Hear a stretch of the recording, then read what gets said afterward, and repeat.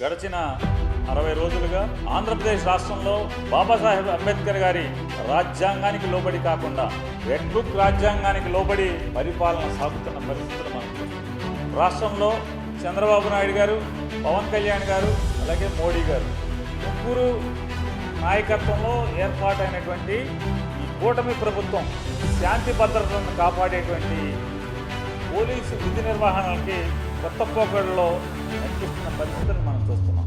గతంలో మున్నెన్నడూ ఆంధ్రప్రదేశ్ రాష్ట్రంలో, ఉమ్మడి ఆంధ్రప్రదేశ్ రాష్ట్రంలో కూడా ఏ రోజు కూడా చూడనటువంటి పోలీసు విధి నిర్వహణలో కొత్త పోకడల్ని ఇవాళ కూటమి ప్రభుత్వంలో ఇలా ముగ్గురు కలిసి నడిపిస్తున్న పరిస్థితులు మనం చూస్తున్నాం. పాత రోజుల్లో బీహార్ రాష్ట్రంలో, ఉత్తరప్రదేశ్ రాష్ట్రంలో అక్కడ ఇటువంటి ప్రభుత్వ ప్రేరేపిత హింసను మనం చూసిన పరిస్థితులు మనకి గతంలో జరిగిన పరిస్థితులు చూసాం.